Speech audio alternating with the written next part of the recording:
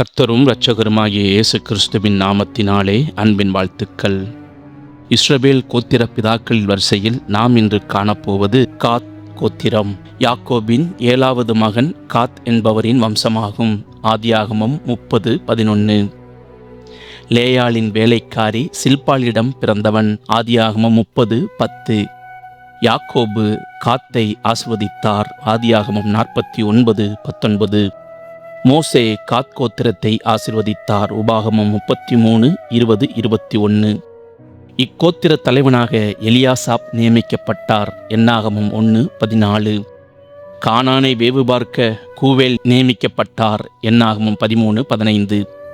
இக்கோத்திரத்தில் யுத்தத்திற்கு எண்ணப்பட்டவர்கள் 45,650 பேர். என்னாகமம் 1:25. பாளையத்தில் 2ஆம் பிரிவில் கடைசியாய் சென்றவர்கள். என்னாகமம் 10, 18, 19, 20. கூடாரத்தில் தென்பகுதியில் பாளையம் இறங்கியவர்கள். என்னாகமம் 2, 10-14. கூடார திறப்பின் போது காணிக்கை படைத்தார்கள். என்னாகமம் 7, 42-47 வரை.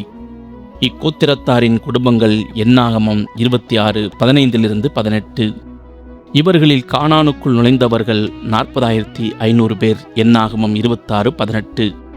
இவர்கள் சாபம் கூறுகிற அணியில் இருந்தவர்கள். உபாகமம் 27:13. இக்கோத்திரத்தாருக்கு ஆடு மாடுகள் திரளாய் இருந்தன.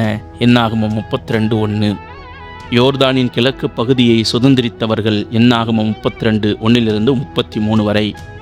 இக்கோத்திரத்தாருக்கு கிடைத்த எல்லைகள். யோசுவா 13:24-28. இக்கோத்திரத்தார் கட்டின பட்டணங்கள். என்னாகமம் 32, 34-36 வரை. இவர்கள் கானானை பிடிப்பதற்கு உதவியவர்கள். யோசுவா 4, 12, 13. கானானை வென்றபின் தங்கள் பகுதிக்கு திரும்பினார்கள். யோசுவா 22:9. இவர்கள் தங்களுக்கென ஒரு பலிபீடம் கட்டினார்கள். யோசுவா 22, 10-34 வரை. இஸ்ரவேலரில் பலர் காத் நாட்டில் அடைக்கலம் புகுந்தனர். 1 சாமுவேல் 13:7. இக்கோத்திர பராக்கிரமசாலிகள் தாவீதோடு இணைந்தனர். 1 நாளாகமம் 18, 8-11. பலர் தாவீதின் முடிசூட்டு விழாவில் பங்கேற்றனர். 1 நாளாகமம் 12, 37, 38. இவர்கள் மீது தாவீது சில தலைவர்களை நியமித்தான். 1 நாளாகமம் 26, 32.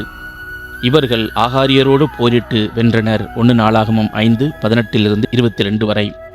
சீரியாவில் ஆசகேல் ராஜா இவர்களை முறியடித்தான். 2 ராஜாக்கள் 10, 32, 33. அசீரியாவிற்கு இவர்கள் சிறைபிடித்து போகப்பட்டனர். 1 நாளாகமம் 5, 22-26. இவர்கள் நிலங்களை மோவாப்பியரும் அம்மோனியரும் பிடித்து கொண்டனர். எரேமியா 49:1. அடுத்த பகுதியில் ஆசேர் கோத்திரம் மற்றும் மனாசே கோத்திரம் குறித்து காணலாம். கர்த்தராகிய இயேசு கிறிஸ்து தாமே உங்களை ஆசீர்வதிப்பாராக. கர்த்தர் நாமம் மகிமைப்படுவதாக. ஆமீன்.